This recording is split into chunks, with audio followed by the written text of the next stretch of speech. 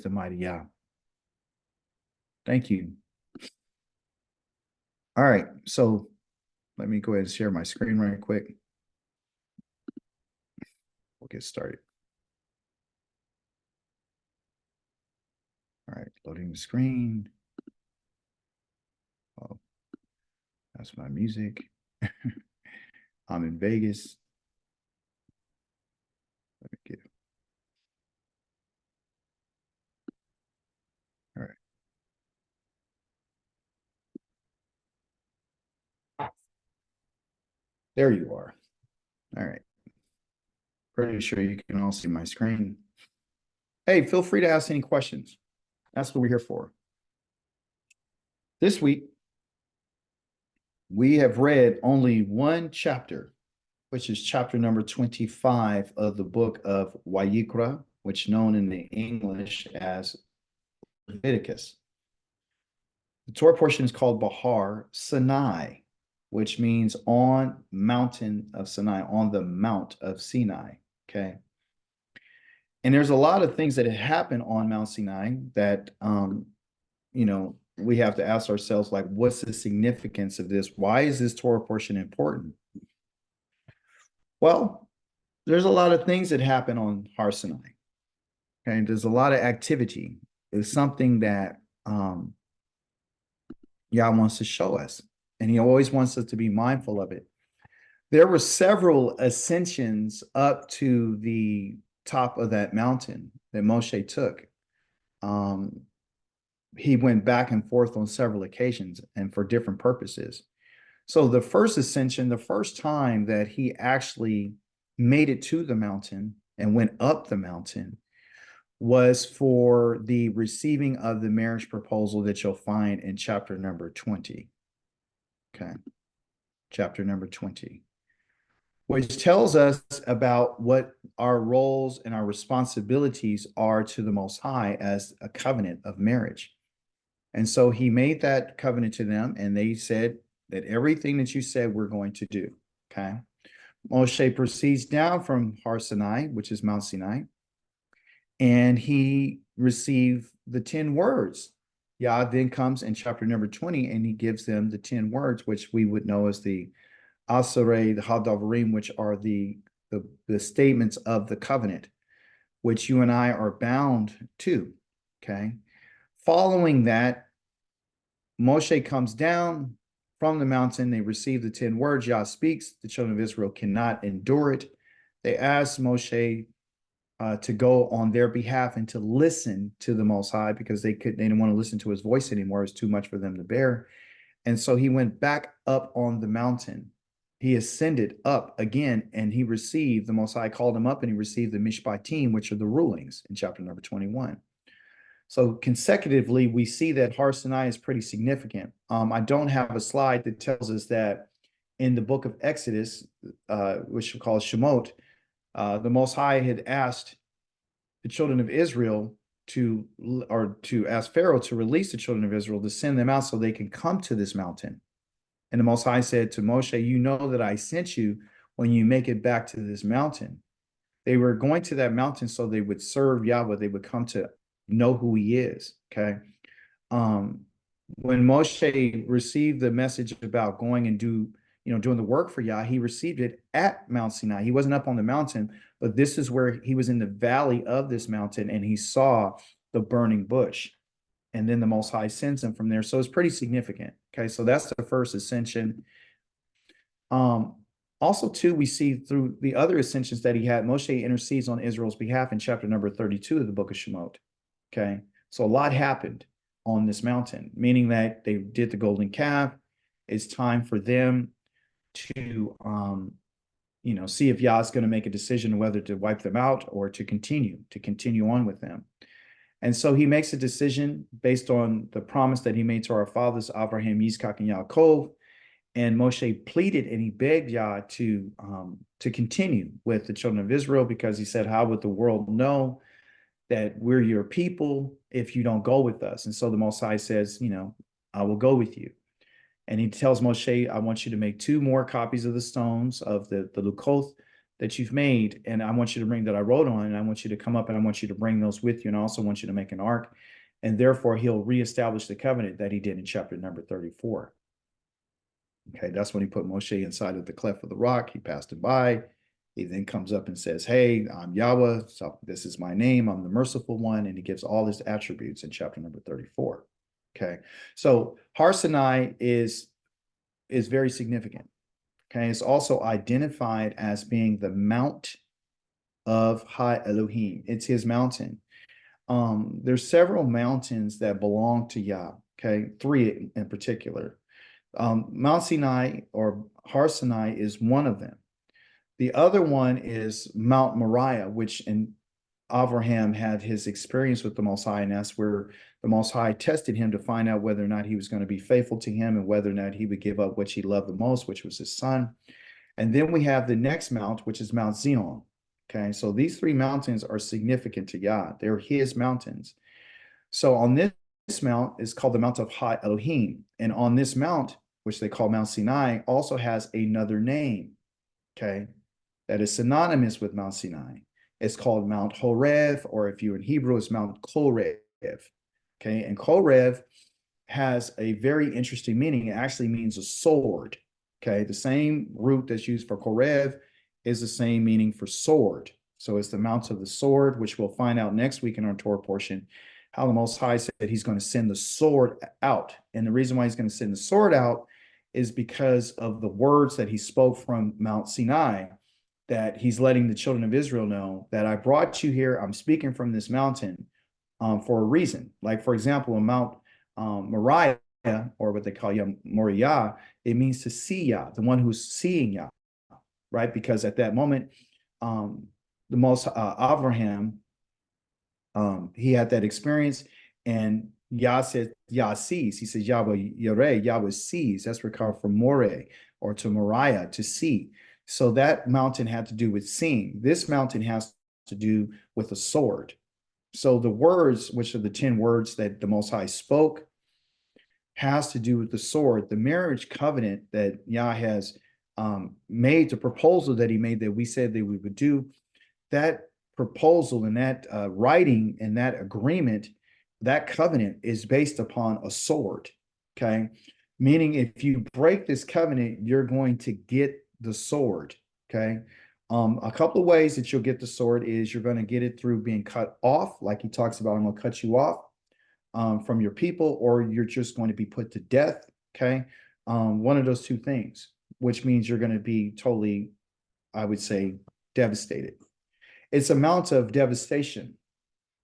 It's agriculture at the top of it. Some mountains have things growing on them. Some things are fruitful, there's a difference between Mount Ebal, I think he says, and I forgot the other mount, Mount Ebal, which he told them, when you get to the land of Israel, or if you get to the land of Canaan, I want you to go, Gerizim. So there's 2 mountains there that I want you to go to. One, I want you to pronounce a blessing upon, and the next one, I want you to pronounce a curse. The one that had the blessing is the one that was completely fruitful, and it had a lot of growth and development in it. And then the other mountain that he says to pronounce the curse is dry and it's withered, and so that's where the curse is. So Yah talks to us through agriculture, right? So this mountain of Mount Sinai, going back to Mount Sinai, Har Sinai, our topic today, the Most High is talking about being devastated. Okay, I'm going to devastate you, meaning I'm going to bring you to complete ruin. Okay, you could be ruined. All right, so this is significant. So you could be ruined. It's a place of devastation, right? Destruction. This is why the Most High says, tell them that the Master Yahweh says this: back on the day when I chose Israel, I raised my hand to the descendants of the house of Yaakov, okay, which you and I go into some discussion today about the house of Yaakov and how significant it is, because the family of Yaakov is who Yah is talking to, okay? He said, I revealed myself to them in the land of Egypt when I raised my hand to them and said, I am Yahweh your Elohim. So the idea when the Most High chose Israel, meaning that I chose them to be a servant to me, I chose them when they were in their bondage. I chose them when they were living with a group of people that were mistreating them and they were living in a certain way. They were following their ways. I chose you when you were in this other land, when you were a complete stranger. I chose you when you were a foreigner. I chose you when you were being oppressed. I chose you when they were killing your young men and keeping your women so they can impregnate them and get rid of you. I chose you back when you were in that land.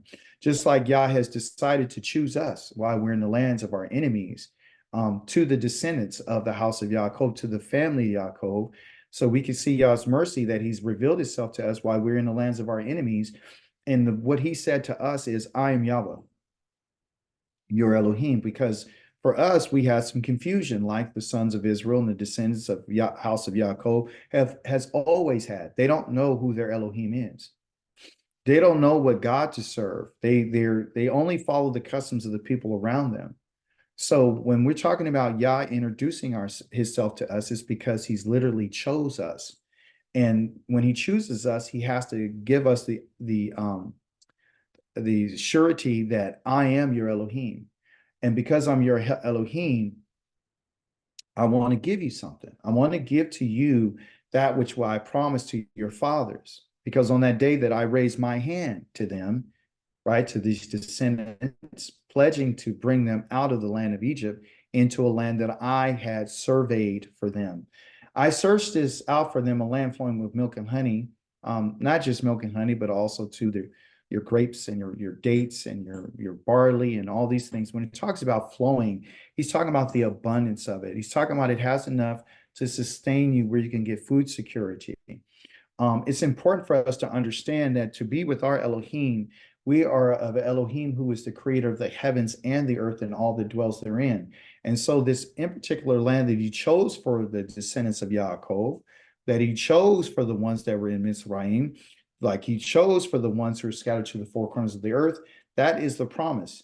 The promise is about the land. So Yah has taken the time to survey this land. He says that it's the most beautiful of all lands. That's his words. Those are not my words. When he talks about being beautiful, he's talking about it has everything that you need.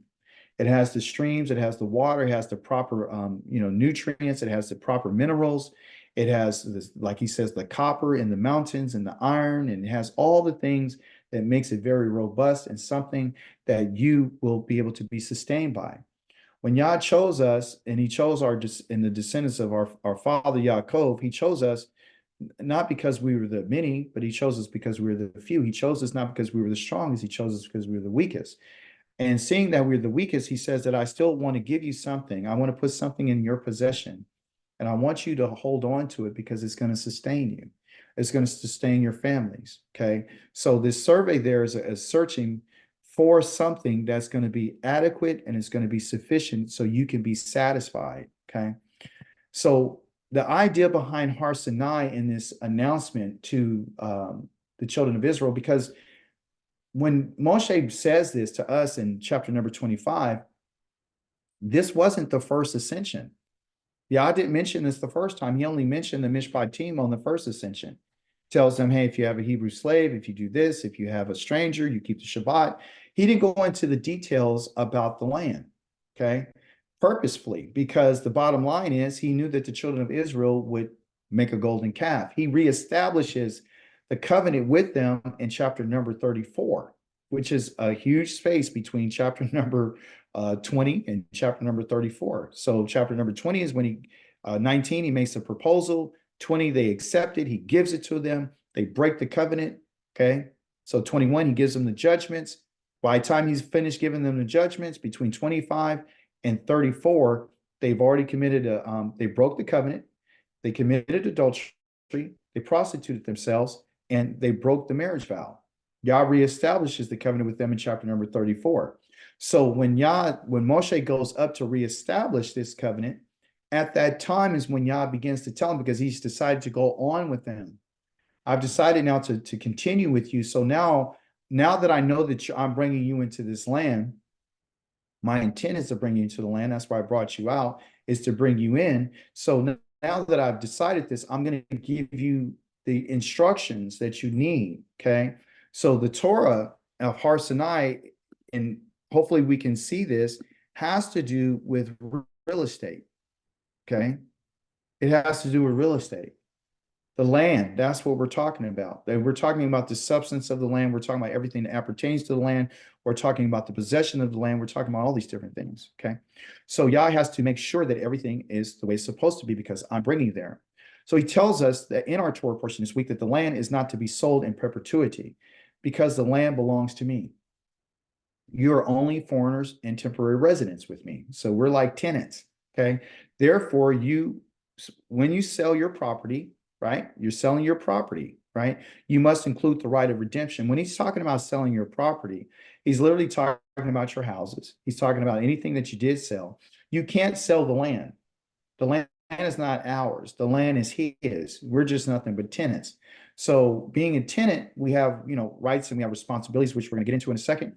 But he's saying that because you can't sell this land, everything else that comes from it that you're really inheriting, because that's what we're inheriting. We're inheriting the tavua, which is the substance that comes out of her.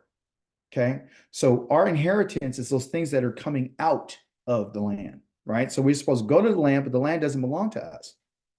That's not our land. That's his land. And he's the landlord. Okay. So he tells us what it is going to, what our responsibilities are, what our rights are when we're living in his land. Okay. He built a house in the land for himself in Yerushalayim and Mount Sinai, not Mount Sinai, excuse me, Mount Zion.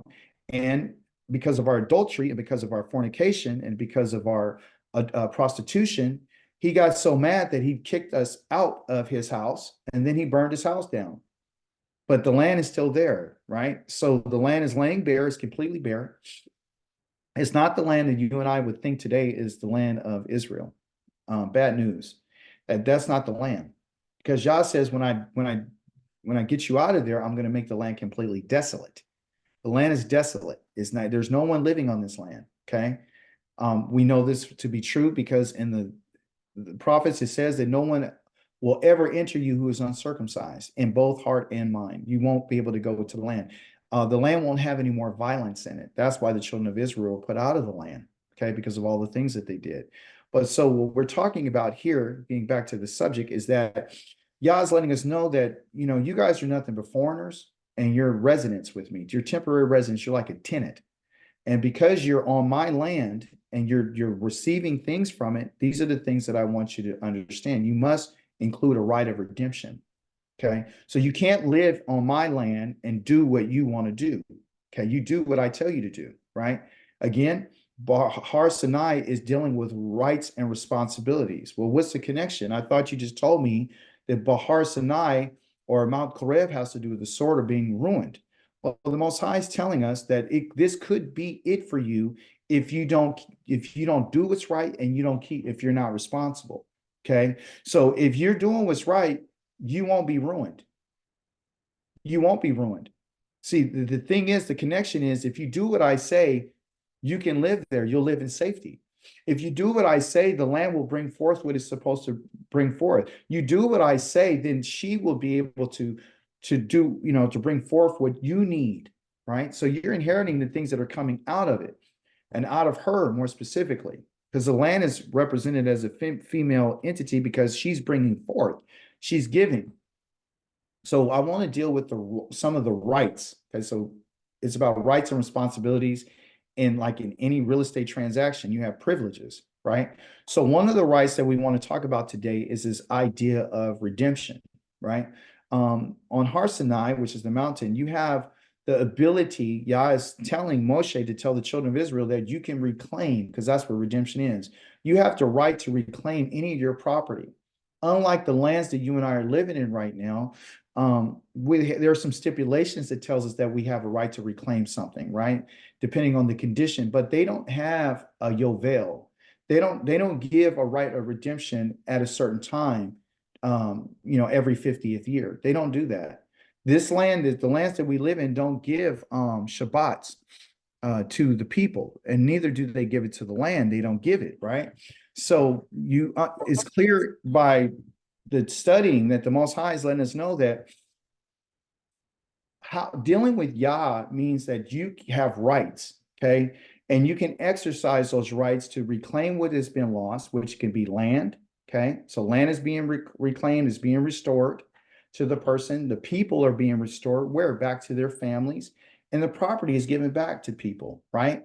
Because if it doesn't happen this way, then it's going against Yah's promise. Remember, he spoke to Abraham, Yitzchak, and Yaakov and told them that if your descendants are to do what I'm asking them to do, they would always be able to live in this land, right? So living in this land has a lot of, you have rights. You have a right of restoration. You have a right to reclamation. You have a right, let me see, you have a right to return, okay? So this return, you can return back to your family. There's only three ways that an individual can return, either to their property or return themselves back to their families. Okay, so you're going back to your land or you're going back to your family. And Har Sinai is dealing with this idea of returning, and you're only a relative can get you out and return you, like, redeem you and give it money in exchange. So there has to be some type of consideration given, during the time period, right? So you got 7 years, times 7 years, you got 49 years of service.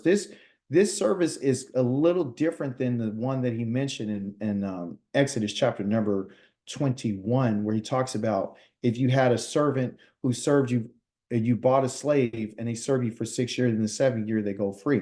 This one's different. This one is different because this is not where you go out and buy a slave. This is where someone actually sold you to themselves. All right, okay, to you. They sold themselves to you versus you just going and buy them. So Yah is saying in this way, in this method, you could sell a person, right? Excuse me, you could sell yourself or you can sell your land. Those are the two things that you can sell, or you can sell your house. You can sell any of those things. You can sell yourself, you can sell your land, you can sell your property. Okay. And because you can sell these things, there's some rules and there's some rights that you have, right? So I want to let you know what the real estate law is about the land. And I want you to know about the people, and I want you to know about the property. Only a relative can buy you back. Only a relative who's of your family can buy your land back. Only a relative can help you get your property back. These situations happen when one becomes poor. Okay. That's what happens when you become poor. That means that you've lost the ability to maintain your wealth. So because Yah knows this, he knows that not everybody in Israel is going to have good business sense, because this is not about magic. This is literally like who we are as a people. Like right now, some of us are doing really well in life because we made better business decisions. We make good real estate choices. Sometimes you could buy a property and it can end up being in a place that you never thought that would hit, they could be ruined or it could be devastated. We live in California, and, we have to get what they won't even give us earthquake insurance. And if they did, it was super high. So you could be living in somewhere and buy some and make an investment. And then there's circumstances that happen that you can end up losing your wealth. There's different times and different circumstances and situations that you can lose your health. You can lose your health. You can lose your wealth. You can lose your health. And when these things happen, Yah's saying, when these things happen to you, I want you to be able to have some way of being restored. I want you to have some way to reclaim that which I gave to you, which I promised to you. I don't want you to lose what I promised to you, right? So you can get yourself out of it. Like, for example, he said, if you're a slave and you enslaved yourself to someone, you can earn the wages to get yourself out of the situation so you could buy your property back, or you could buy your own freedom, right? Your relative can do this for you. And then there's this thing that we read about this week that talks about Yoel. Yoel basically means that I'm going to allow you to be able to come out of this without paying any money. The only thing that you're given in exchange for the money is what? Somebody tell me. If you're not given any money to get out of it, what are you given? It's a phrase that's used all the time. Time is what?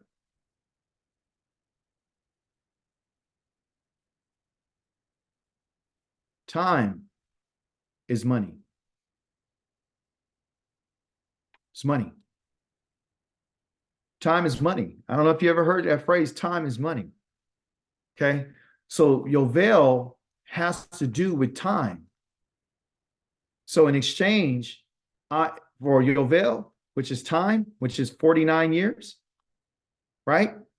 You can exchange 49 years instead of giving the money. Okay.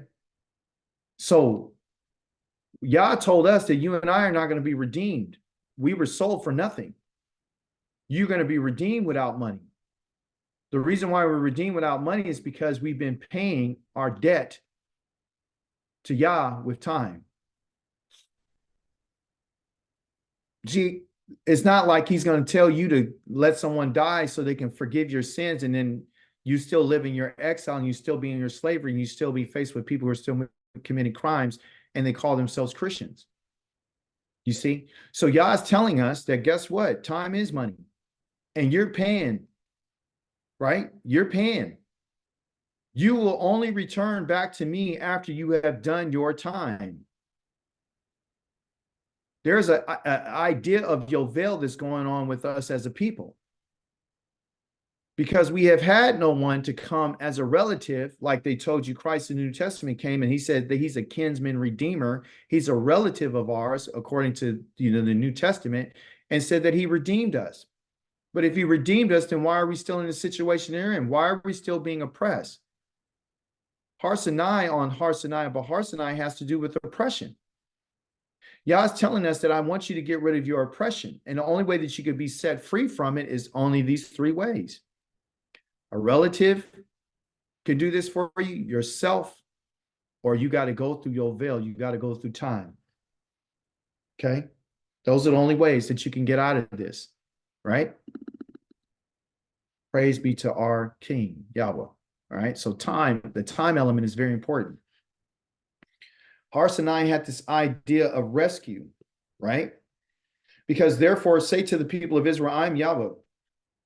This is something that he told us in Exodus chapter number 6, before they were even delivered. I will free you from your forced labor of the Egyptians. I will rescue you from their oppression and redeem you with an outstretched arm and with great judgments. I will take you as my people and I will be your Elohim. Then you will know that I'm Yahweh, your Elohim. Then you will know. Okay. So who freed you from the forced labor of the Egyptians? You and I right now are held in captivity. We're being oppressed.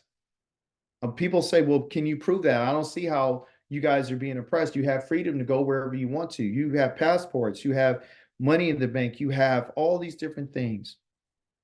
How are you oppressed? You mentioned your slavery. How are you enslaved? That's been over for hundreds of years. It's only the mind of the one who understands the Torah that knows and who can understand what being oppressed means and why it's necessary for us to be rescued. Yah tells them this because he means it. And he's also telling them because this is something that he's going to do for them. Our Elohim is the one. This is the reason why we need to be dedicated to the Most High. And this is the reason why we need to consider what he has said. Because he tells us, and you can see this in Psalms 49, no one can ever redeem his brother. Meaning no one can ever redeem his brother or give Elohim a ransom for him because the price for him is too high. Leave the idea completely alone. To have him live on eternally and never see the pit. No one up to this day has been redeemed from going into the grave. Over the last several thousands of years, besides when you get to the New Testament, do you ever see anybody saying that I redeemed somebody from the grave? No one has been brought from the grave. Yah says that no one can ever do that. All of us are going to come to the point of death. All of us are going to the grave. No matter who you are, no one can stop that. No one can give a money. No one can give you the time. No one can give you the life in order to redeem. Or there's not a ransom. There's not an exchange that anyone can do because the price for you is too high. Your soul is what they would say invaluable. No one can ever put a price on you. No amount of money. No one can ever give hundreds of millions of dollars. Someone cannot put $1 trillion to stop them from dying. No one's real estate holdings can cause them from not dying. And then it goes on in this same part of the Psalms. It talks about it deals with rich people and how they think that because I have money or because I have real estate and I name a building after me, that my legacy is going to continue on forever. Your legacy may continue, but you're not going to continue on the ground. You're not going to live eternally in this body. You're going to be recycled. That's what it is. Okay. So the idea is that no one can ever do that for you. And because of that, we find in our Torah portion, it says, for they are my slaves. Why is this important? Because Yah says not, okay, in the Hebrew, it says, it uses the word aved. Okay. And aved or eved means to be a slave or a servant. They say they're interchangeable, right? But in this Torah portion, there's a significant difference between a slave and a servant. Okay. Someone that can serve you can actually be getting a wage. Slaves don't get wages. Slaves don't get wages. There's a difference between a slave and a servant. Okay. Servants get wages. They're paid. Okay. But the people of Israel are slaves. They're Yahweh's slaves. He says they're my slaves. They're my avadai. They're mine. Okay. And Yah can do whatever he chooses to do with us because he's the one who brought us out of the land of Mizraim. He took us out of our slavery in order to make us his slaves. So Yah was righteous even in that because we were slaves then. He redeemed us from that, and he brought us not so you and I can be free to do what we want. He brought the children of Israel out so they can be his slaves, so they can serve him as slaves. Therefore, they are not to be sold as slaves. The children of Israel are not to be sold as slaves. They can be in service, but they're not to be a slave. Why? Because they're Yahweh's slaves. So when another country comes along and takes Israel and he enslaves them, they violated Yah's law. Just like the kidnapping law that Most High says, whoever kidnapped one of my people, and I find them, automatic death penalty. I don't care if they were found alive or dead, you're still dying. The nations need to understand. They're going to understand. The moment that they took our ancestors is the moment that they sealed their own death. Yah's killing every last one of them. Okay, you said, well, those people are dead and they're gone. No, I'm going to kill their children. I'm going to kill them. It's going to be passed on to them, just like your problems and your oppression and your plundering and all this has happened to you. You lost all your wealth and it's been passed on from generation to generation. I'm going to pass it on to generation to them too. Because you're my slaves and you're never to be sold as a slave. Why? Because the people of Israel, they're slaves. They're my slaves. Okay. They're not your slaves. They're my slaves. Okay. From whom I brought out from the land of Egypt. I am Yahweh. I'm your Elohim. I'm your power. See? So Yah takes his people out of their bondage, not to bring them into bondage, but to bring them into service, to be his slaves. So you and I have to understand this, because if we don't understand this, because nobody wants to be a slave. Slavery has a lot of negative connotations to it. It's beating, getting your teeth knocked out, getting raped, getting hung, getting taken advantage of, working for nothing, make another country great. You don't get any of the benefits from it. You get oppressed, you get repressed, you get depressed, you get suppressed, all these different things. It's all about pressure. Okay. So our being Yah's slave is different. That's the reason why he tells us, I'm going to instruct you and tell you how to manage your lives and the things around you and the people and the animals and the land, everything. So as Yah's slaves, okay, we have rights, but we also have responsibilities. We have responsibilities. We have a responsibility to our master. That's why he's always calling himself the supreme master, because he's the master of masters. Key word, even in the word responsibility, you see the word response. And then it has ability, which means ability, question is do you have the ability to respond? If you do have the ability to respond, that means that you're being responsible. If you're acting upon that which you have the ability to do, you're being responsible. I'm going to hold you to that which I told you from Bahar Sinai. When Yah spoke to Moshe, he didn't speak to him like, hey, this is a suggestion, a recommendation. If you could kind of tell the children of Israel, this is what I'm looking for. No. When Yah spoke to Moshe, he spoke to him out of the fire too. It's always been with fire. You understand? It hasn't been nothing light. Okay. One of the greatest responsibilities that the children of Israel had at that time was to make sure that when they go into that land that he said, I'm giving to you, the land itself is to observe a Shabbat of rest for Yahweh. It's for Yahweh. It's for the land because the land means something to her, to him. She means something.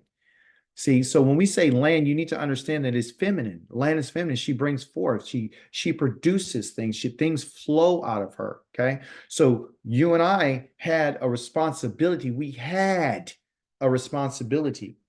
Why is this in past tense? Is because we need to understand what we did in the past.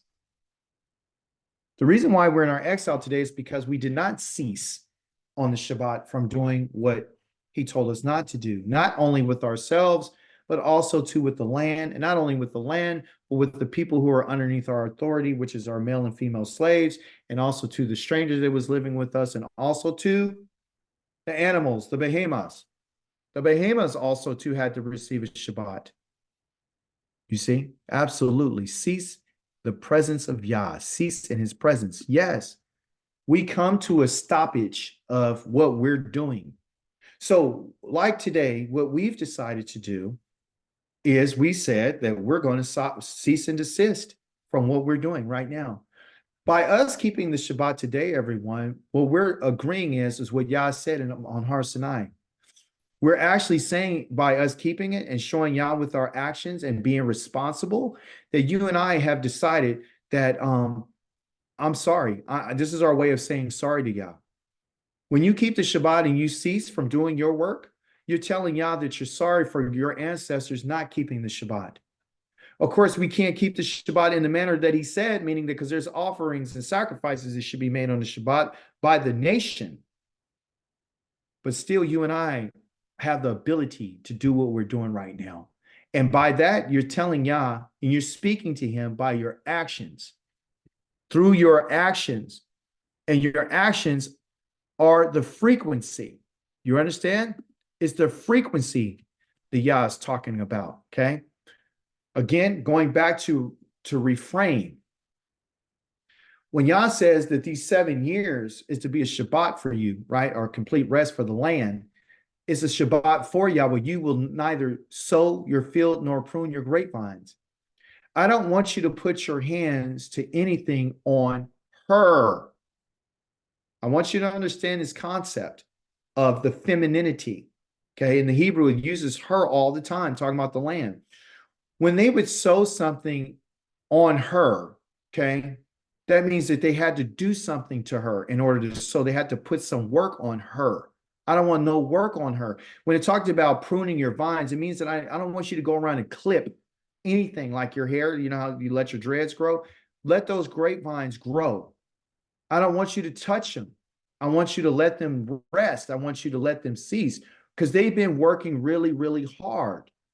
I mean, complete rest, nothing. Don't move on it at all. You are to count 7 Shabbats of years. That means 7 years. 7 times 7 gives you 49 years. That's the Arba'im and a Shatei, Arba'im and a Shanim. I want you to give it the 49 years. And even within those 7 Shabbats, there has to be a Shabbat within each one of those years. So, for example, 6 years, 7-year rest. 6 years, 7-year rest. You need to do that 7 times. That's complete, right? So here is the completion of 49 years. And even within the 49, there was 7 Shabbats that she's supposed to receive. Then on the 10th, the 10th day of the 7th month, on Yom Kippur, on the Day of Atonement, you are to sound the blast of the shofar. On the shofar, you are to sound the shofar throughout all your land. Why? Because the shofar is a cheerful sound. It's a sound that keeps ringing, a sound that has to have to do with the flowing of air, a continual flowing. So when I blow the shofar, it's a continual flowing of air. And it gives out a very cheerful sound. It's a sound that is on the ram's horn and lets everybody know you're making a proclamation that it's time to be cheerful, because now everybody and everything is going to go back to being with their family. Everything is going to be at rest. All the people are going to be relieved from their oppression and their slavery and their trouble and their work. Everything's going back to be the same. I'm going to restore everything back. I'm going to restore your joy. And I need you to do this on the 49th year on Yom Kippur, to let everybody know the time is here. So that's part of Yah's land on Har Sinai.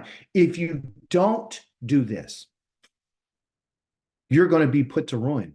That's the reason why he said it on Har Sinai. If you don't do this, if you're not going to sound this, you're going to be brought to ruin. Because when you sound this, you're going to consecrate that 50th year by proclaiming freedom. That word freedom right there has to do with this idea of flowing. Okay? So flowing. Just like rest is required so you can be your best, so you won't crash and burn. Okay, let me deal with that for a second. In the land that you and I are in right now, it doesn't mean that you and I have to be, I would say, not intelligent enough to think about our health and our wellness. You have to take charge of your life. You only can be your best when you have received the rest that you need. Okay?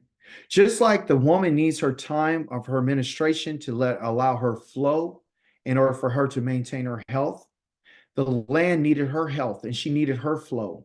And Yah says, allow her to flow. This is the reason why in this year I'm allowing things to continue to flow. Freedom from throughout the land to all its inhabitants, the Yosheveha. Those who, it says inhabitants, right? But it doesn't really, the English language just doesn't give you the meat. It really doesn't, you know? It gives you ground beef versus filet mignon. The filet mignon on this is that you're going to have a flow, and it's going to, for those who are living upon her. Yosheveha means inhabitants on her. You're living on her. You're feeding off of her. You're being benefited from her. I need her to have her rest. I need you to respect the time of separation for her like you do with a woman when she's having her time of separation. You have to respect her, because if you take too much from her, you're not going to get anything from her. More specifically, I'm going to speak to men here. When you have your wives in your life, you need to give her the space for her to restore herself. She can only take so much. You need to help out in any kind of way that you possibly can. I'm not bragging or anything, but the other day, my wife did laundry, and then she said, well, I got this to fold up. She went to work, and she came back, everything was folded. She didn't even know I did it, right? I did it. Why? Because I want her to get the rest that she needs.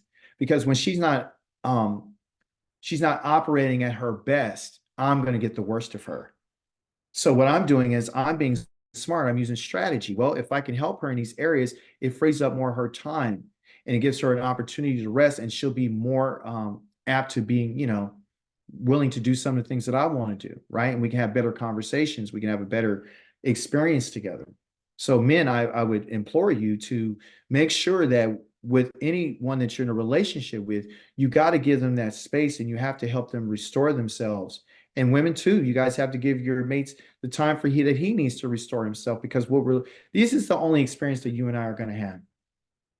This is it. Okay. So while we're in this experience, and this goes for everyone, while we're in our exile, you can still do things, and you still have healthy choices that you can make. It's still things that you can do to make your situation better. Even though we're being oppressed, doesn't mean that you have to oppress each other. Okay. It says it will be a Yoel for you. It'll be a flowing for you. You will return everyone to the land he owns, meaning that right there has to do with the ancestral land that I made to your Avotheka, your fathers. I promised this of your fathers that everyone is to return to his family. Because this whole thing about flow, this whole thing about freedom, this whole thing about restoration is about to bring the family back together. I'm interested. I want the family together. While you're in your exile, they're not trying to bring your family together. They're doing everything to keep your family apart. When we came over to these lands and these countries, they took our families and they separated our families. They took our children from us and they sold them to whoever they wanted to. They stripped our sons and daughters away. They're not interested in restoring. In this land right here, there is no freedom. That's why he says throughout the land of its inhabitants, Yosheveha upon her. There's only freedom in our land. There's no freedom in any other land. There's no other land that they honor. Listen, not even that land that they call over in Israel right now. They don't do, if you look it up, they don't even do what they would call a Yovel. They don't even know when it is. They call it a Shemitah. Oh, every 7 years they could do that, but they haven't counted to the Yovel. The Yovel is a time of freedom, so every 50 years. So if you live, you would say to 60, you only have one Yovel in your life. You only have one opportunity. You live 100, you got two. So how important is Yovel? Yovel, the time of flowing, is important. Excuse me. In this time of Yovel, in the 50th year, it will be a Yovel for you. And in that year, you're not to sow, harvest what grows by itself, or gather the grapes of untended vines. Because it is Yovel. It is, and they call Yovel a he, meaning it's feminine. Why? Because it's a time of flowing. It will be set apart for you. It's Kadosh.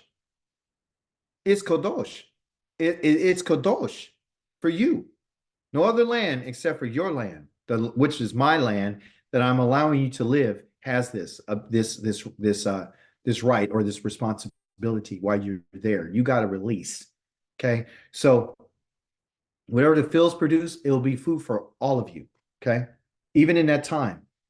But there are no get your basket and go out there and do work. You're not doing that because this is a time of release. Why are we talking about this? Why are we talking about this? We're talking about this, everyone, because in life, there's always a time, there's an appointed time for everything. That's what we're trying to learn from Bahar Sinai. That's what we're learning. We're getting what they will call an experience. Yes, you and I might not be in our land right now. Yes, we might be oppressed. Yes, we're being, mistreated. Yes, we're being oppressed. But still, there is a appointed time for everything. Okay. It's a time of a rolling over, right? It's a right time for every, they said every purpose, but I put the proper translation there, every delight. There's a delight in every time that we do. So there is a delight under heaven. This is what we should try to find in our experience. That's why I said I folded up the clothes of my wife, because I want to delight in her, and I can't do that when she's folding clothes. When we have meals, I'm preparing meals with the idea that this is my time. This is my experience. So I want to have the best meal I can so I can delight in it. We have to find time to delight in what we're doing. Just like there's a time to be born and a time to die. Well, how could you find delight in there? You have to delight in the fact that something new has come to this earth, and we have a delight to know that, guess what? It's time to go. Maybe, people say, well, how can I delight in the death of someone? Well, maybe they were suffering. Maybe their time of suffering is over. You have to have wisdom to see both sides. Death is not always a bad thing. Death is an act of mercy. Or would you like your parent or your mother to continue like mine to, be in a hospital every other day and on ventilations and machines and taking medication and, can't go to the bathroom, or, getting sick and vomiting all the time? What is it? What is it that we're looking for? You see?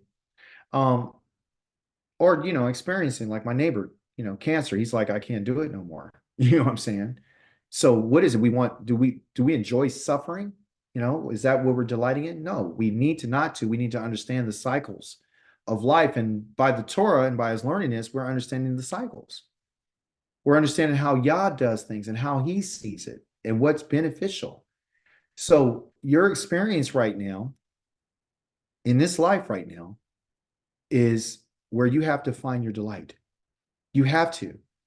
You have to find your delight in your job. You have to.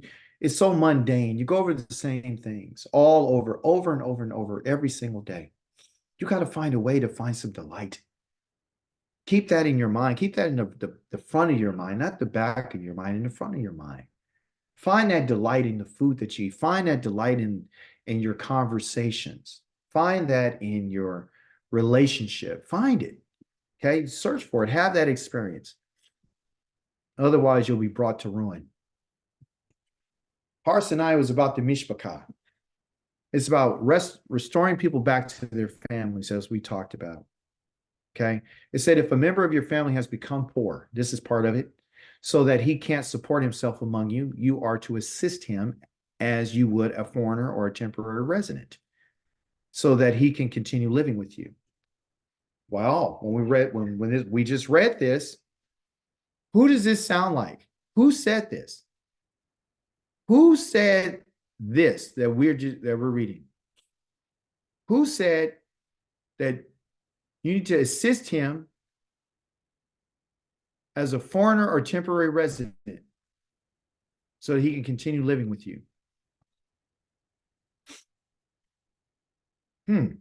Well, we had a slide that said that Yah said that the land belongs to me, and you are a foreigner, and you are a temporary resident living with me.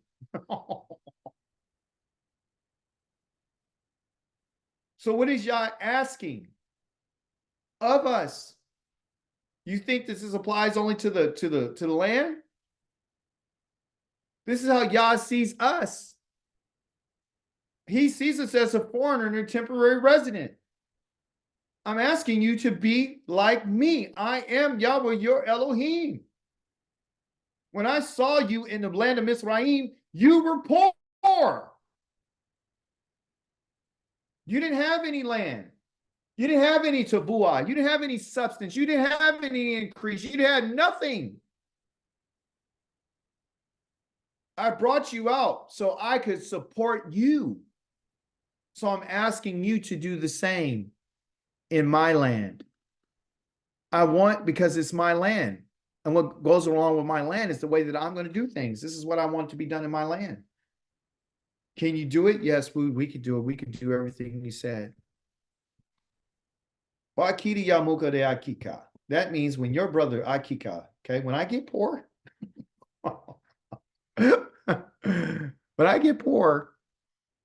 I'm not asking for any money. Listen, I put these two words right here because when I read it in Hebrew, it's different. In English, it's different. We just read it in English. Sounds straightforward. But there's more meat on the bone, okay? This word mata right here has to do with a staff, and this word here, kazakta, has to do with strength, okay? So I want to explain what he's talking about when he says when your brother's poor, when your akika becomes poor, what you're supposed to do, okay? So we can fully understand it. The mata comes from mate, which has to do with, like I said, a staff. Well, how do you find staff and water contained? Well, when you have a branch, it has water in it, and you got to let it dry out, and eventually that branch will become firm, and it will be a staff, okay? Prior to it being a staff, it's flimsy. It has a lot of water in it, so it's weak, okay? So it's weak. It's flimsical, right? It's very flimsy, and it can be moved easily, okay? So when he talks about your brother or your sister being poor, what he's talking about is that they're shaky. They're shaky, they're tottering, like a branch who just has a lot of water in it. They're not firm. They're not solid, okay? That's what a poor person is, somebody who's shaky, somebody who's some kind of way made a mistake and slipped, or they got shaken by something, something happened, and they're unstable. To totter means to be unstable. It means it's not firm. It's not established. So the Most High knows that the poor is always going to be among the children of Israel, like I said. So when he says that I want you to think about the poor, and I want you to, when your brother becomes poor, your brother is really one who's shaking, and he's slipped, and now he's it's like water being in a basket. He's slipping. But what I want you to do while your brother is slipping and he's shaking, he's tottering, what I want you to do is I want you to grab him, kazak. I want you to grab him. Kazakta means I want you to grab him, and I need you to take hold of him. I need you to strengthen your brother or your sister. I want you to let them know that I got you. I want you to know that I got you. I got you. Don't you have nothing to worry about. I got you. And where does this I got you come from? Well, Yah says that I came to Israel with an outstretched arm. That's the Kazakwa. I grabbed you. I grabbed hold of you guys. And I've held you and I've strengthened you. You were shaking and you were unstable. And then what I did was I took you by the hand and I grabbed you and I led you out of a situation. Why? Because I'm concerned about the family of Yaakov. And I want you to understand something. That when you're talking about my people, you're talking about my slaves, you're talking about the ones that I redeemed that belong to me. I don't want you to ever treat them harshly. I don't ever want you to charge them interest. Interest there means, interest in the Hebrew means to take a bite. I don't want you biting on them. I don't want you gnawing on them. Every time you turn around and they get a little bit ahead, you make sure they take 2 steps ahead and then you take them 3 to 4 backwards. They can never get ahead because you're always biting on them. Okay. I don't want you to do that to my people. Okay. I don't want you to take a profit from them. Nobody. But I want you to fear your Elohim. When I talk about fear, I'm not talking about you need to be scared to do this. What I'm talking about is the fear.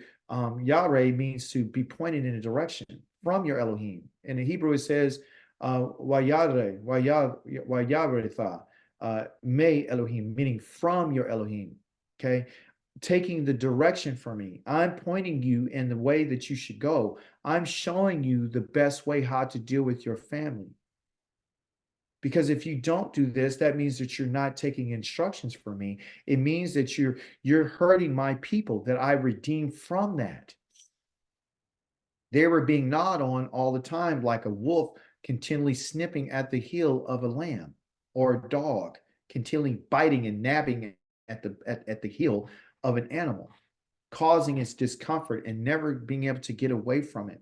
I delivered you from that. So now that I deliver my people, my slaves from that, I don't want you to turn around and do the things that were done to them that I delivered them from, because if you do that, that means that I didn't deliver them.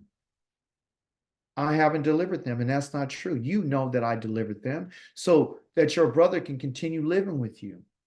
Not that he just live in your area. He needs to live with you so you can strengthen him. And while he's with you, in the text, it tells us don't treat him harshly. Him, his family, his children, and nobody. You're being a reflection of the Most High. So don't take interest when you loan him money. One of the things that I live by, I don't take interest from people that I loan money to, especially my people. And I don't take, and look, don't take a profit when you sell them food. So what is that telling us? It's telling us that you can't even open up a restaurant. You can't sell food to your people. You can't open a business and take profit from your people, because they're your people, but they're Yah's slaves. And this is what our people are doing right now. They're saying, well, we're going to do business among ourselves. We're going to do this. We're going to sell you this. They're making a profit off of you. A great majority, I won't say all of them, most of them are. They're making a profit. They're not selling it to you at cost. They're selling to you with a profit. And how do I know? Because I bought certain things from the Hebrew Israelite community, and they charge a profit, which is against the Torah. That means that I'm saying, and they're saying that Yah didn't redeem me and that I'm not Yah's slave. That's what they're saying. They don't even realize what they're saying. What we say is what we do, people. So whatever you're doing, you're talking, whether you know it or not. Whatever your actions are, that's what you're saying to Yah. You keeping the Shabbat today? You're talking to Yah. You're telling him, I respect you. Do not charge interest. That's something that came to my mind about how we live in a land right now that, they tell you can earn some interest on your money in your bank. But let me ask you something. They're taxing you on your money. Then when they give you a loan, they're making interest payments on the loan. So you should know that our land is different. There is no interest payments when you and I have something in there. If you sold somebody the land, the produce for a certain amount of years, you're not selling the land, you're selling what comes out of her. If it was many years, then you get it for many years. It's a buying, selling, it's commerce. So there's business transactions that are happening. Yeah, it's about business and just how he wants us to do it. I don't want you to treat anybody unfairly. This world, everybody makes a profit off of you.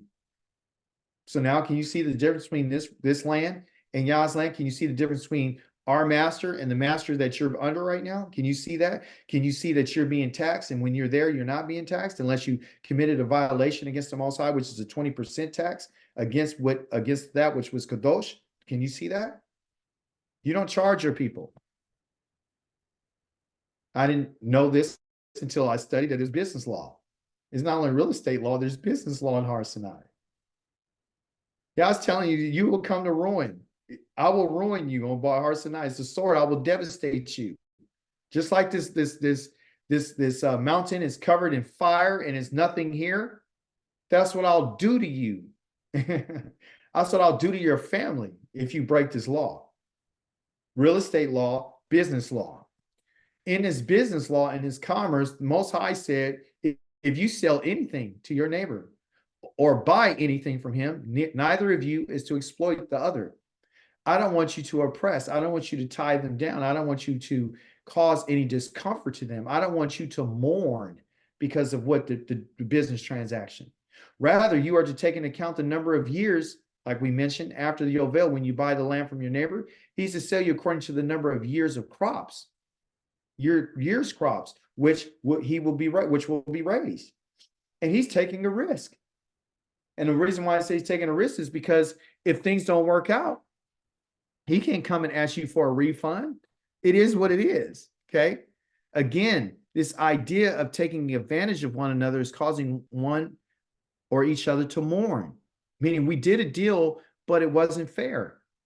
I gave you the use of the land, but you only gave me a little when you're going to have many years. You talked me out of, you took advantage of me, you leveraged me. Y'all saying this is not how it goes. Why? But you are to fear. Again, that word there is Yareh, and Yareh means to be pointed. Why? In the direction from your Elohim. I'm pointing you in the way how to handle your business. I'm telling you what commerce is. I'm telling you that you do have an economic system that you are in, that you're involved in, that I oversee because I'm the overseer of the land. So in my land, you can't do these things. Rather, I want you to trust. I want you to put some confidence in what I'm saying.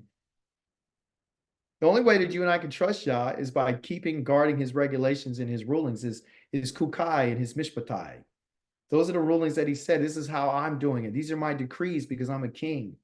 And if you act accordingly, if you do, it's always conditional, okay? You will live securely. I will give you security, meaning food security. I'll give you security against those who invade you. I'll give you the land will yield its produce. That's the blessing. That's the guarantee. You can put trust and confidence in what I'm saying. You will eat until you have enough. You'll be satisfied and you will live there securely. See? So the condition is if you are to keep and guard my regulations and rulings that I gave to you, which I spoke to you to Moshe or Har Sinai, the things that you didn't want to hear when I was going to talk to you, you said, let Moshe tell it to us. So I said, yeah, that's a good thing. I'll tell Moshe what it is. And you guys need to come and trust what I'm saying. You need to have confidence in me. You need to know that you are the beneficiaries of what I have if you fall in line with me being your master, because you know that you're a slave. You know that you can't tell me nothing. You know that you're not here to give me advice and suggestions and recommendations. What you're here to do is to serve me in my land. And you can benefit from it immensely. Yes, you can benefit immensely from it. Okay. You'll have food security if you say, if you do what I'm telling you. Okay. So it's conditional. The Har Sinai deals with employment law. Why am I laughing? I'm laughing, everyone, because I'm a I'm a former real estate agent. I'm a former loan officer.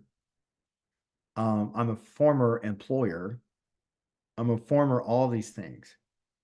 And I see that in my life experience, I've been an employee, I've been an employer. I understand employment law. I've been in lawsuits that have to do with employment law. I mean, hundreds of thousands of dollars. I've been involved in real estate law. I've been involved in business law. Okay. So Yah has used all my experience to help me understand Bahar Sinai.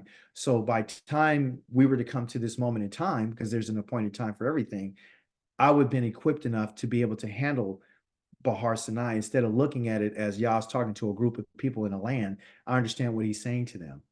I'm understanding the vastness of our Elohim's purpose and what he's done for his people. This is not magic. This is not just some spiritual gyrations that we're going through. Yah's laying it down. I'm laying down business law. I'm laying down real estate law. I'm laying down employment law. I'm laying down marital law. I'm laying down it all. I'm fully equipping my people. I'm not leaving no stones unturned. I'm saturating them with information. Now I'm not just filling them with grapes and barley and grain and the best of dates and honey and milk and all these types of things and gold and silver and all that in the houses. I'm giving my people wisdom, knowledge, and understanding on how to live the best life they can possibly with me. But all they have to do is listen and obey. If you and I would humble ourselves and we would listen to Yah, oh, we would be on top of the world. He said, you guys would be the, the best of the best. You see, because the best land requires the best people. I didn't give you the best land so you can be the worst people. I gave you the best land that I surveyed for you so you could be the best people. So you could be the healthiest people. You can be the wealthiest people. Where the nations would say, these people are blessed by Yahweh. They're not saying that right now. They're not saying that. They're calling you every name under the sun. You're being called a nigger. A plague. Like we told you, that's what it means in Hebrew. Someone has been struck by Yah. You've been called people talking about your slavery coming out of Africa. But they won't acknowledge that you're Yah's slave. Ain't that a trip? So Har Sinai is dealing with this idea of employment law. And as an employee, hey, I want you to know how I want you to treat your people. A member of your people has become poor. Okay, this is a guy, again, this one's shaky, that somebody made a mistake. They became poor. Well, they weren't always poor. They became poor. Guess what happened? Some kind of way, real estate law wasn't followed and business law wasn't followed. And also, too, the moral law wasn't followed. When you kept going out and sleeping with people and you knew that they were somebody else's servant, you had to give a ram every time. So you didn't learn your lesson. So you're going to become poor. You make bad decisions for you and your family, you're going to become poor. And Yah's he doesn't show any preference to the poor versus the rich. The law still applies to both people.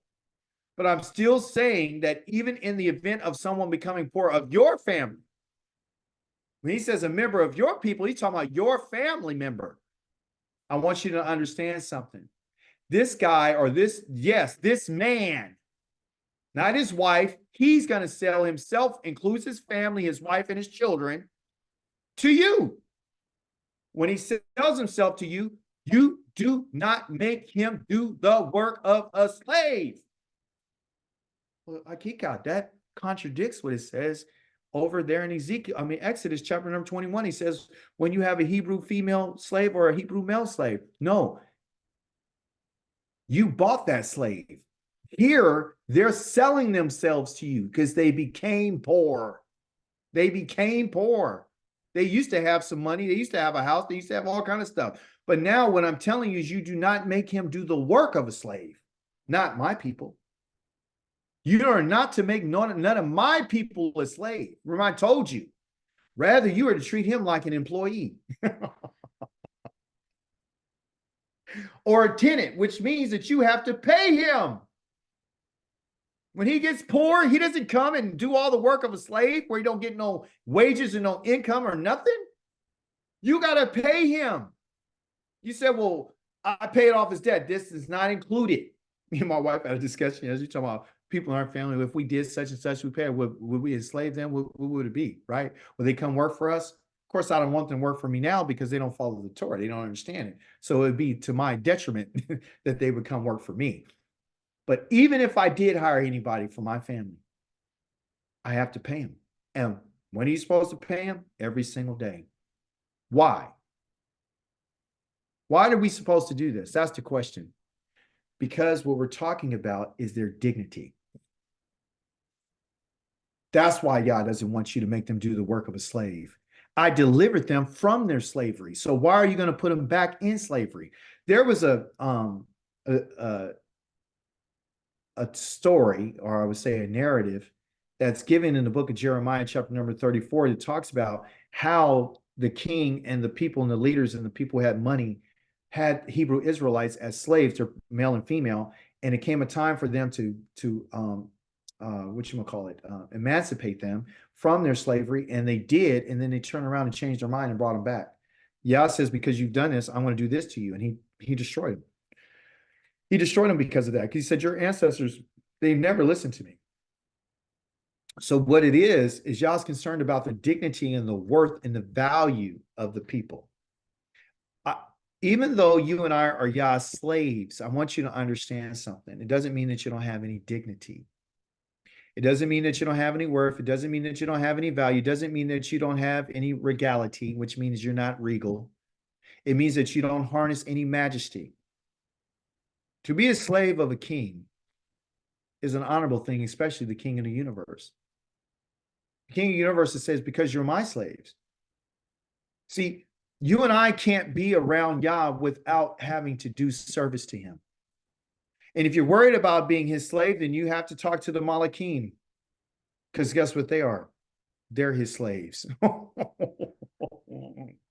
Nobody is outside free doing what they want to do when they're in Yah's kingdom. So don't look to be released from your slavery from Yah. And guess what? Our people don't want to be Yah slaves.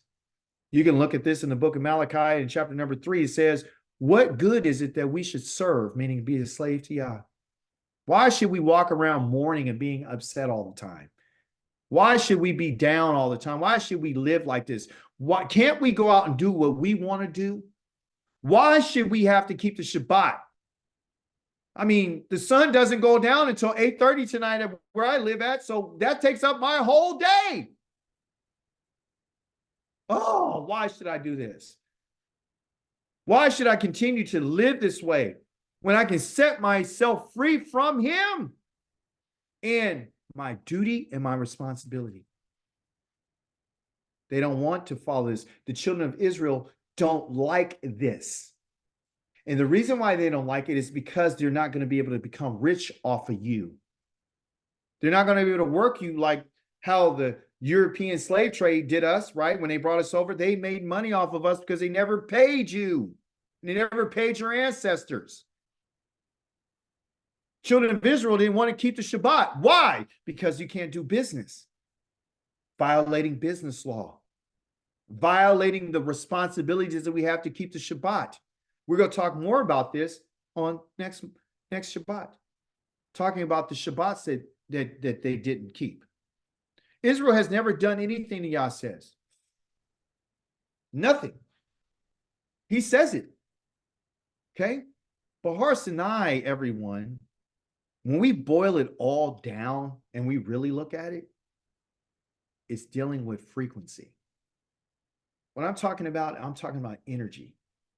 Just like you see these grapes that's in this photo right here, it took energy to get that.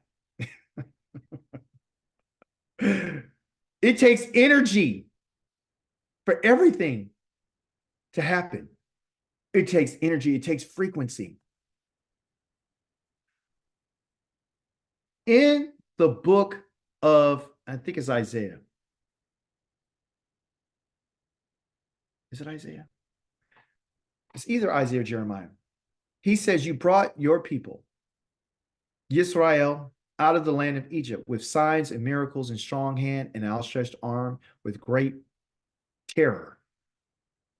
Then you gave them this land, which you had sworn to their ancestors, that you would give them a land flowing with milk and honey. They entered and they took possession of it, but they did not pay attention to your voice, did not live according to your Torah, did nothing of all you ordered them to do. Interesting. It was Yah's voice, which is the frequency. We are a people of frequency. When Yah spoke, things became, they existed through frequency, vibration. The Torah is your vibration. It's your frequency. You see? But this people has a rebellious and defiant heart, which is your mind. They have rebelled and gone wrong, meaning that their frequency has changed. They're not on the same frequency, the same wavelength. They don't say to themselves, let's fear Yahweh. When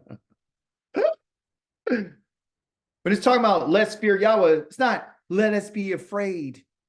No, let's allow Yah to point us in the direction that he said in business law, employment law, real estate law, moral law, sexual law. You understand? Who gives the fall and spring rains in season. They're going in season. They're directed by Yah's Torah, who reserves us the weeks assigned for harvest. There's a time for everything. Yah is the one who appoints these weeks, but they're not allowing Yah to appoint them. You're too rebellious, too bitter about what Yah has said.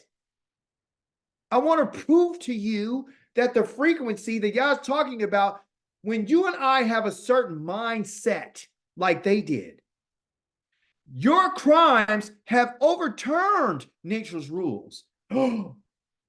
What? What we do and what we say has enough power to change nature and its rules. Your sins have kept back good from you because you're on the wrong frequency. If you and I would line ourselves up with Yah's voice in the Torah, now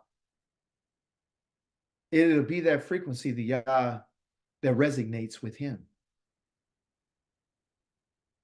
He'd be able to recognize that frequency because it's in alignment with him.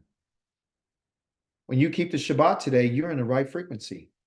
The Shabbat is a frequency. You're doing what he asked you to do. You're in the frequency. The moment you reach your hand out to do something he said, guess what? The frequency changed.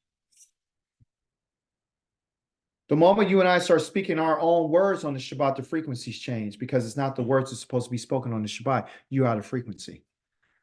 The vibrations are different than what he said. You see? This is the reason why. It's been our crimes. It's the things that we've done and the things that we've said. And because we weren't on the right frequency, because we did not keep the Shabbat, because our ancestors did not keep the Yoel, we're reading it, they didn't do it. They didn't do the Shabbat of the years. We see in our studies that they have never kept a Pesach at certain times. If they didn't keep Pesach, they didn't keep matzah. They did what they wanted to do. And because of those crimes, they changed nature's rules. Everything stopped when it's supposed to be coming because the frequency changed. The environment changed. The whole world is in trouble. It is because of what we've done. It's a crime what we've done against the Most High. Sometimes we get excited about knowing that God's going to judge these people, which is true. You should be. But also understand that the world is in a situation because these people called Yisrael, our ancestors, not the ones over the state of Israel, not the Jewish community, it's us right now, that they're doing what they're doing. They're trying to make sure to prove to everybody that they're really the people. They're going so far that they're killing thousands of innocent children. They're bombing their cities and killing. Blood is being shed. Innocent blood is being shed right now, today, and yesterday, and the day before. It's been going on for over 9 months. You see? To prove that they're the people, accusing everyone of being anti-Semitic. Where is the joy? Where is the cheerfulness? Where's the sound of the shofar on Yoel, on the Day of Atonement? Where are everybody being released and being brought back to their ancestral land? If there was a Yoel, why aren't the 12 tribes of Israel being returned to their land? Because that's not the land. And because of those are not the people. You see? They're on a different frequency. But one day, Yah is going to give us our frequency back. We're the reason why good has been held back from us. Conclusion, I want to talk to you a little bit about how you can realign yourself with Yah's frequency. First and foremost, the Torah is the most important thing that you need to do. It's the most, it tops it all. That's why it's first. It's first. Torah study is number one. Because in Torah, you're going to hear what Yah says. It's going to create a frequency. It's going to change your mind. It's going to, the more you hear something, it starts sticking to you. It starts making you think differently. Okay. Music is a big part of this. Okay. So you got to be careful what kind of music you're listening to, because certain music makes you feel a certain way. It puts you on a different frequency. Okay. Meditation. Meditation is how to get that frequency in alignment with oneself, which they would call prayer, meditation, self-awareness. Okay. You need to do this. I have fruit here. Why? Because fruit has a frequency to it. You can look it up on Google and find out fruit has light and it has energy. The certain energies that come out of certain fruits will help you. It has it is more energy in fruit than any other substance that's on the earth. Okay. Any other brain, it has more energy than anything. Okay. So fruits and berries, that will help you get your frequency in alignment, because you're getting the energy that you need to cause the vibration that you need. Fruits are they're vibrational. Okay. Meditation is vibrational. Music is vibrational. And so is Torah. The Torah study is vibrational, because it was through the Torah that Yah created the heavens and the earth. Okay. So everything is vibrating. Clothing has vibration. Okay. Linen and 100% pure linen and pure wool have more energy and more frequency than any other thing on the face of this earth in terms of clothing. There's over 50,000, I think, hertz, 50,000 hertz that's in linen. Okay. Our bodies are like between, I think, 10 hertz. Linen is at 50,000. Okay. So it's 50 times more. Okay. 50,000 times more, excuse me. So, or 5,000 times more. So clothing has frequency. You can look it up. Certain clothing make you feel a certain way. That's the reason why the Most High told the children of Israel that you wear 100% wool and you wear 100% linen. You don't mix the two. You don't mix cotton and all that, because what you're doing is you're changing the energy. You're changing the energy. Through all that, you're talking about self-care. So you're going to have to start doing things. Okay. Not only your fruit and your clothing, your meditation, But there's other personal things that you need to do for yourself. Okay. Go get a massage, go get a manicure or pedicure, take care of your body. Okay. Do whatever you can. Okay. Drink plenty of water. Okay. These types of things. So frequency is a big part of it. Okay. So once we align ourselves, we get back on the right page and we get right back on the right frequency and we have the right vibration coming from us. You and I we're going to be more optimum. We're going to be able to perform better. We'll be at our best. Okay. And also through the Torah, this Shabbat is part about a frequency. So right now, your body is being restored and is being replenished, right? So you and I are unaware of the things that are going on inside of our body, but there's something going on inside of our bodies right now. Okay, body and mind. I do want to leave you with this. I want to leave you with what Yah says, because it's only what he says that matters, because this is a frequency. Because when he speaks, there's a frequency. And it should resonate with you. Okay.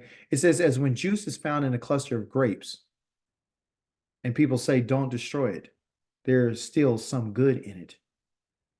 So I will do likewise for the sake of my slaves. And I destroy them all. When I was putting this presentation together, I had all these grapes and I was like, oh, this is so beautiful. And then this popped in my head.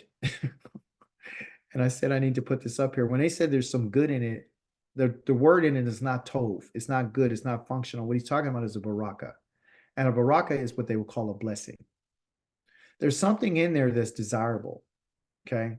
So Yah is saying to us, and of course, the juice from the grape comes from the water, and the water is connected to the rain, and the rain is pointed directly to the ground, which is a picture of the Torah pointing in a direction. That's where they get Torah from rain. It's a teaching. So this water is being pointed and it hits this ground, and through the ground, the water migrates up through the grapes, and it's given the energy and the fruitfulness, the wine. Okay, they have their juice, but it's really wine. Really, when the tirash is in it, when it's the wine, when it comes to this, because it's when that wine is in it, or when that wine is inside of that grape, it's not just juice, it's wine. It just depends on the time. When that wine comes through that grape, it brings joy, and it has benefit to it. Okay, it's not sour, right? So the Most High is letting us know that if I find some joy, and I find some wine in you, I find that you've been allowing my Torah to migrate up through you, like water goes through the ground into the grapes, and I'm seeing that you're being fruitful, I won't destroy you. I won't do this to you. Okay? But the ones that are not, and there's no baraka in it, there is no wine in it, I'm going to destroy it. So this tells us that if you're not listening to the Torah, you're going to be destroyed. You are. What do I mean you? Am I talking to you specifically here? Not just us. I'm talking to anybody. Anybody that doesn't listen to Yah's instructions about Har Sinai, which is the 10 words, which is the covenant, which is what we have today, but Har Sinai on the mountain, about business law, real estate law, employment law, and our responsibilities to one another as a family, you're going to be destroyed because you're not on the right frequency. And it takes a lot of energy for this to happen. And Yah is the one who provides it. So if we are on the right frequency, we're going to have the growth and we're going to have the development. But if we keep rejecting Yah, you won't have any wine. You won't have any juice in your cluster. That cluster right there is a family. It's a family of grapes. It's not one grape. It's a family. It's a cluster. They all came off the same vine. So that has to do with family. It's a Mishpachah. So within this family, if I find that these grapes are not productive, I'm going to destroy them. The ones that I can use and are beneficial to me and that bring me joy and pleasure to me, that I can squeeze and something comes out of them, and a blessing that makes me happy, I'm going to keep them. Everyone else, they're gone. That's from the King of the heavens and the earth. That's the vibration. That's the frequency. See? So that should resonate with us. Next week, we have Bakutokai. Bakukotai. Bakukotai has to do with Yas in his Kukothai, which is talking about his decrees. Okay. We'll find that in Leviticus chapter number 26, verse number 3, all the way to chapter number 27, verse 34. In that is going to be the closing of this part of the Sefer, of with the writings or the scrolls of the Torah on this part. And it's going to open up to Bamidbar, which is talking about their experience that they had in the wilderness, which we've been over before. Okay. The Haftarah, also for Yeremi, Yahu, which is Jeremiah chapter number 16, 19 to 17, 14, is a great Haftarah. Okay. I won't spoil it for us, but it has to do with the nations, and it has to do with Israel and how the Most High is going to tell them something about us. And so it was very powerful. So that is going to be for that. And then also too, let me go ahead and see about sharing with you your cahoots. I'll pull up cahoots right quick for Rivqua and see what happens there. While I'm doing that, does anyone have any questions, contributions, comments? One recurring thought I have when it's always discussing the land in general is just given the inherent nature of, like full terrestrial imaging, the fact that anyone can go anywhere. It does make me wonder if the land actually currently isn't physically exposed. Huh. Well, yeah, I get what you're saying. I agree with you. I think that the Most High has covered the land. I think it's desolate. It's always some references to it being in Africa, in a region that no one ever goes to. He's actually turned it into a desert, right? So,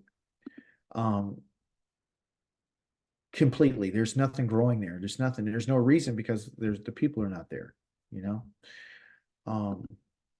That's pretty much all I pretty much know about it. I know that he plans on having it rebuilt in all of its ruins and all of its cities. So we know that in the book of Isaiah, and I think you guys can start in chapter number 51 or 52, begins to talk about how he's going to restore the land, and how the nations are going to come and they're going to build the places that are ruined. So, that's not something that's going on over there right now, right? They're not ruining Jerusalem and all those places. So, they're acting as if that's the land. They claim that that's the land, but Yah's land is resting, and we'll see that next week in our Torah portion, that it's actually resting. It has to rest. It said it's receiving her Shabbats while you are in your exile, and then he makes mention of it. He's talking about the whole entire nation has to go back, not just one tribe or someone who claims to be the tribe of Jacob or the tribe of Yehuda. Okay, so we'll be able to dial into that. You guys see the screen? Thank you for your contribution, Lucas.